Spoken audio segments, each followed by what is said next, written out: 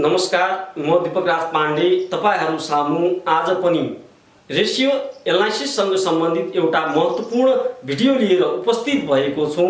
आजको भिडियोमा हामीले रेशियोका प्रकारहरू, इन्कम स्टेटमेन्ट र ब्यालेन्स सिटसँग सम्बन्धित विभिन्न महत्त्वपूर्ण जानकारीहरू प्राप्त गर्नेछौं। अनि हाम्रो पहिलो टपिक छ टाइप्स अफ फाइनान्शियल रेशियोज, वित्तीय अनुपातका प्रकारहरू, जसमध्ये पहिलो छ लिक्विडिटी रेशियो, तरलता अनुपात। अर्थात् कुनै पनि संगठनको एक वर्षभित्र तिर्नुपर्ने जो लायबिलिटी हुन्छ त्यो तिर्नका लागि संगठनसँग तरलताको अवस्था कस्तो छ भन्ने कुरा जान्नका लागि लिक्विडिटी रेशियोले महत्त्वपूर्ण भूमिका खेल्दछ। अर्थात् संगठनले चाहिँ विभिन्न क्षेत्रबाट एक वर्षभित्र तिर्नका लागि उले चाहिँ लोन लिया हुन सक्छ। त्यस्तो लोन तिर्नका लागि उसँग चाहिँ लिक्विडिटीको अवस्था कस्तो छ भन्ने कुरा चाहिँ यो अनुपातबाट हामीले थाहा पाउँछौं। त्यस्तै दोस्रो टाइप छ एसेट म्यानेजमेन्ट रेशियो, सम्पत्ति व्यवस्थापन अनुपात। अर्थात् कुनै पनि संगठनसँग चाहिँ विभिन्न किसिमका सम्पत्तिहरू हुन्छन्। ती सम्पत्तिहरूको युज गरेर चाहिँ उले बिक्री कति बढाउन सक्षम भएको छ त्योसँग सम्बन्धित रेशियोहरू एसेट म्यानेजमेन्ट रेशियो अन्तर्गत पर्छन्। एसेट म्यानेजमेन्ट रेशियोलाई हामीले एक्टिभिटी रेशियो पनि भन्छौं, अनि यसै रेशियोलाई हामीले टर्नओभर रेशियो पनि भन्छौं, अर्थात् बिक्री योग्य अनुपातहरू भन्छौं। अनि त्यस्तै इफिसिएन्सी रेशियो पनि भन्छौं, कार्य क्षमता अनुपातहरू पनि भन्छौं। अर्थात् संगठनमा विभिन्न किसिमका एसेटहरू हुन्छन्। त्यस्ता एसेटमा फिक्स एसेट पर्छ, टोटल एसेट पर्छ, त्यस्तै रिसिभेबल पर्न सक्छ, इन्भेन्टरी पर्न सक्छन्। तिनीहरूको के कसरी उपयोग गरेर उले चाहिँ बिक्री बढाउन सक्षम भएको छ त्योसँग सम्बन्धित रेशियोहरू हाम्रो के भित्र पर्छन्, एसेट म्यानेजमेन्ट रेशियो अन्तर्गत पर्छन्। अनि त्यस्तै तेस्रो टाइप छ डेब्ट म्यानेजमेन्ट रेशियो, ऋण व्यवस्थापन अनुपात। अर्थात् ऋण व्यवस्थापन अनुपातहरू अन्तर्गत हामीले के कुरा जान्नु जरुरी छ भने कुनै पनि संगठनले चाहिँ आफ्नो संगठनमा पुँजी सङ्कलनका क्रममा अर्थात् क्यापिटल स्ट्रक्चर तयार गर्दाखेरि के गरे हुन सक्छ, डेब्ट र चाहिँ इक्विटीको के गरे हुन सक्छ, संयुक्त रूपमा चाहिँ है युज गरेर के गरे हुन सक्छ, पुँजी निर्माण गरे हुन सक्छ, अर्थात् संरचना निर्माण गरे हुन सक्छ। अब यसै क्रममा उले चाहिँ आफ्नो है ऋणलाई कसरी डेब्ट ऋणलाई चाहिँ कसरी व्यवस्थित तरिकाले त्यहाँ मिलान गरेको छ त्योसँग सम्बन्धित रेशियोहरू के हुन्छन्, डेब्ट म्यानेजमेन्ट रेशियोज अन्तर्गत पर्छन्। अनि त्यस्तै चौथो प्रकार छ हाम्रो प्रोफिटेबिलिटी रेशियोज, नाफादायकता अनुपात। अर्थात् नाफादायकता अनुपातले के व्यक्त गर्छ भने कुनै पनि संगठनले के कसरी अर्थात् प्रभावकारी रूपले नाफा चाहिँ बढाउन सक्षम भएको छ, अर्थात् नाफाको स्थिति कस्तो छ, संगठनको नाफादायकताको स्थिति कस्तो छ त्यो जान्नका लागि चाहिँ प्रोफिटेबिलिटी रेशियोले महत्त्वपूर्ण भूमिका खेल्छ। अर्थात् कुनै पनि संगठनको चाहिँ प्रोफिटेबिलिटी पोजिसन कस्तो छ त्यो व्यक्त गर्ने चाहिँ कार्य पनि गर्छ यो रेशियोले, प्रोफिटेबिलिटी रेशियोले गर्छ। अर्थात् उसको वास्तविक कन्डिसन कस्तो छ भन्ने कुरा अवगत गराउँछ। अनि त्यस्तै मार्केट भ्याल्यु रेशियो, बजार मूल्य अनुपात, अर्थात् बजार मूल्य अनुपात या अनुपातहरू। अर्थात् कुनै पनि संगठनले चाहिँ कुनै पनि संगठनको मार्केट प्राइस पर शेयरको अवस्था कस्तो छ, अर्निङ पर शेयरको अवस्था कस्तो छ, बुक भ्याल्यु पर शेयरको अवस्था कस्तो छ, त्यस्तै मार्केट भ्याल्यु पर शेयर र बुक भ्याल्यु पर शेयरको दुईटै बीचको रिलेसनशिप कस्तो छ, अनि त्यसै गरी मार्केट प्राइस पर शेयर र अर्निङ पर शेयरको दुईटैको चाहिँ अवस्था कस्तो छ, अनि त्यस्तै अर्निङ पर शेयरको अवस्था कस्तो छ, यी सबै महत्त्वपूर्ण रेशियोहरू हामीले के भित्र हेर्नेछौँ, मार्केट भ्याल्यु रेशियो अन्तर्गत पढ्नेछौँ। अर्थात् भन्नुपर्दा यहाँ लिक्विडिटी रेशियोमा के भन्न खोजिएको छ, लिक्विडिटीको अवस्था कस्तो छ त्यो बारे। अनि त्यस्तै एसेट म्यानेजमेन्ट रेशियोमा एसेटको चाहिँ के कसरी सदुपयोग गरेर बिक्री बढाउन सकेको छ त्योसँग सम्बन्धित रेशियोहरू हामी यसमा हेर्नेछौँ। त्यस्तै डेब्ट म्यानेजमेन्ट रेशियोमा चाहिँ कुनै पनि संगठनले आफ्नो पुँजी संरचना निर्माण गर्दाखेरि जति पनि डेब्ट लिया हुन्छ त्यसको चाहिँ कसरी व्यवस्थापन गर्न सक्षम भएको छ त्यो कुरा यसमा हेर्छौँ। त्यस्तै प्रोफिटेबिलिटी रेशियोजमा चाहिँ हामीले विभिन्न प्रॉफिटसँग सम्बन्धित रेशियोहरू हेर्छौँ जसले गर्दा संगठनको नाफादायकता अर्थात् नाफादायकताको स्थिति कस्तो छ त्यो बारे हामीले जान्न सक्छौँ। त्यस्तै मार्केट भ्यालु रेसियो अन्तर्गत market price per share, EPS earning per share, book value per share, market value per share र बुक भ्यालु पर सेयर बीच दुईटै बीचको रिलेसनसिप, त्यस्तै मार्केट प्राइस पर सेयर र अर्निङ पर सेयर बीचको जो position छ, अवस्था छ, त्यो सबै बारे हामीले यसमा चर्चा गर्नेछौँ। अब हेरौँ हामी इन्कम स्टेटमेन्ट।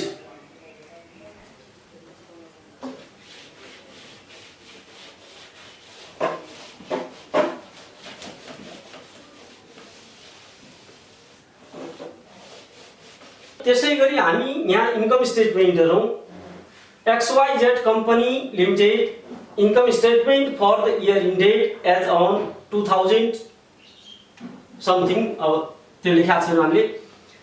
अब यहाँ दिएको छ पर्टिकुलर, एक साइडमा छ अमाउन्ट छ, सेल्स छ, अर्थात् सेल्स रेभिन्यू सुरुमा आयो कुनै कम्पनीको बिक्रीबाट प्राप्त आम्दानी, त्यसबाट घटाउने लेस अपरेटिङ कस्ट घटाउने, अपरेटिङ कस्ट त घटाउने, तर यहाँ भनेको छ एक्सक्लुडिङ डेप्रिसिएसन एन्ड एमोर्टाइजेसन भन्छ। डेप्रिसिएसन र एमोर्टाइजेसन नन अपरेटिङ कस्ट भए हुनाले हामीले तिनीहरूलाई के गर्ने त नघटाउने, त्यो बाहेकका चाहिँ सबै अपरेटिङ कस्टलाई घटाउने।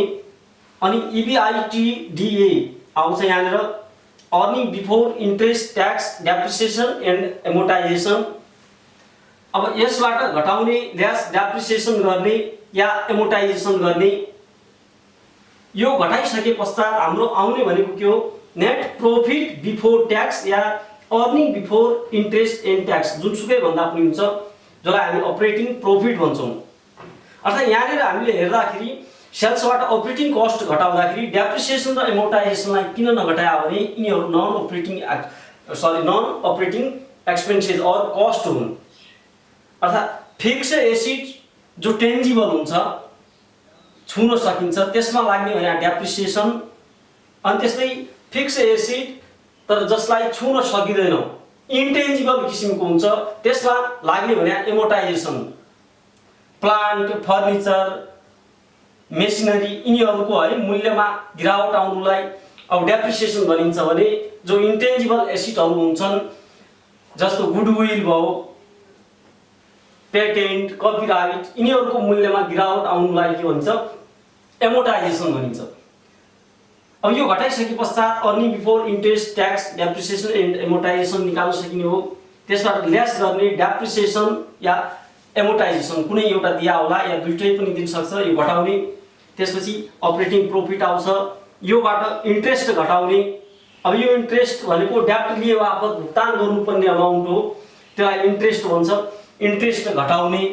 त्यसपछि आउँछ अर्निङ बिफोर ट्याक्स आउँछ, ट्याक्स घटाउनु भन्दा अगाडिको के हो, अर्निङ आय, त्यसबाट के घटाउने, ट्याक्स घटाउने। अर्निङ आफ्टर ट्याक्स आयो या अर्निङ आफ्टर ट्याक्सलाई हामी नेट इन्कम आफ्टर ट्याक्स पनि भन्न सक्छौँ या net profit after tax, net profit after tax पनि भन्न मिल्यो। अब जति पनि यो अर्निङ आफ्टर ट्याक्स हुन्छ, ट्याक्स घटाइसके पश्चातको जो अर्न प्रॉफिट हुन्छ सङ्गठनको, त्यसबाट चाहिँ प्रिफर्ड डिभिडेन्ड घटाउने। अर्थात् प्रिफरेन्स सेयर इस्यु गरेको छ भने प्रिफर्ड डिभिडेन्ड चाहिँ त्यसमा के गर्ने, भुक्तानी गर्नुपर्ने हुन्छ।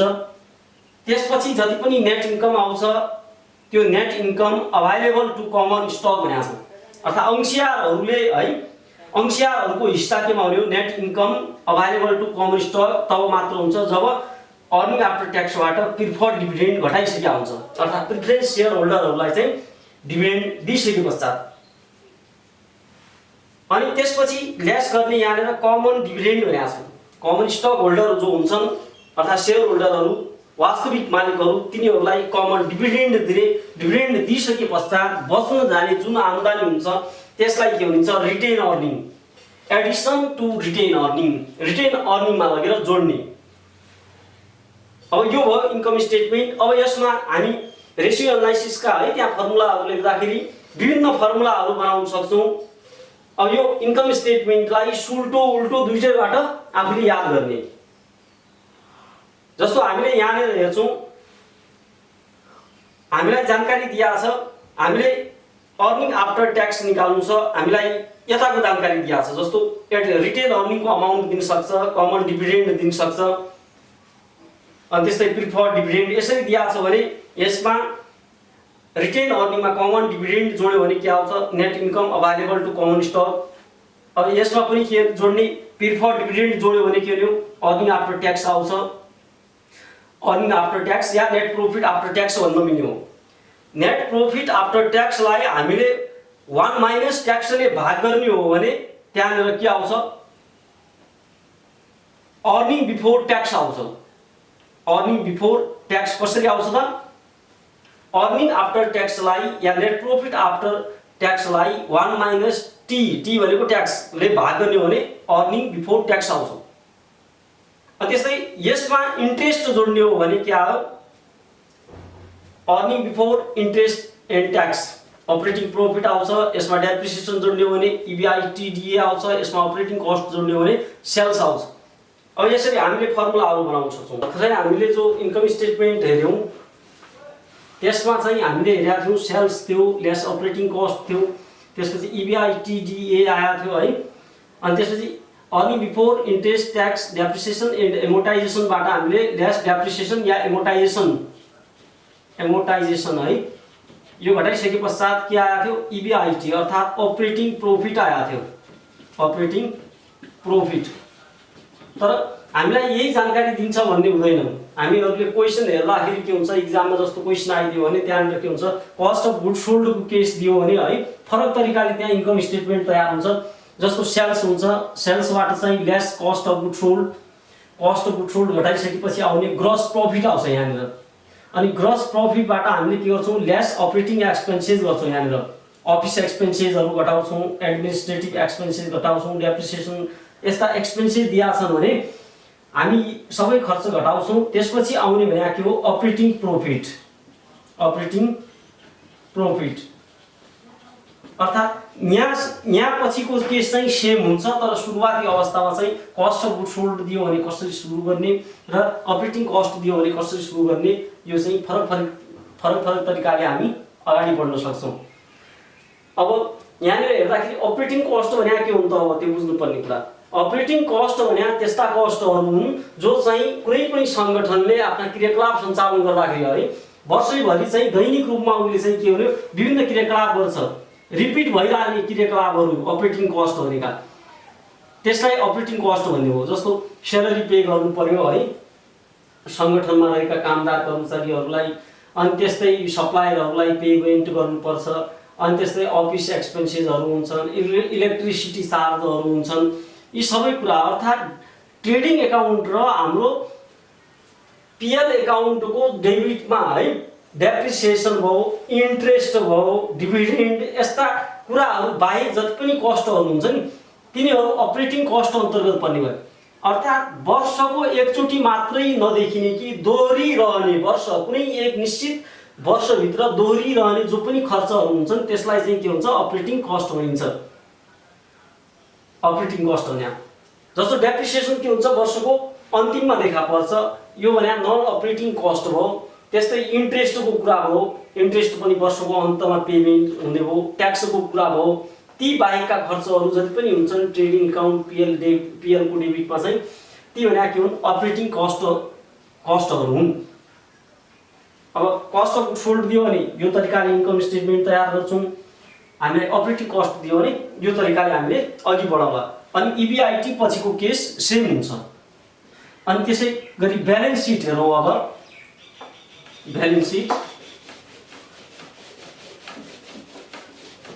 अनि त्यसै गरी ब्यालेन्स सिट छ balance sheet of XYZ company as on भनेको छ। यहाँ एसेट दिया छ, यहाँ लायबिलिटी एन्ड इक्विटी दिया छ। अर्थात् टोटल एसेट बराबर लायबिलिटी प्लस इक्विटी जो हामी एकाउन्टिङ इक्वेसन छ त्यसको कन्सेप्ट पनि यहाँ देखिन्छ।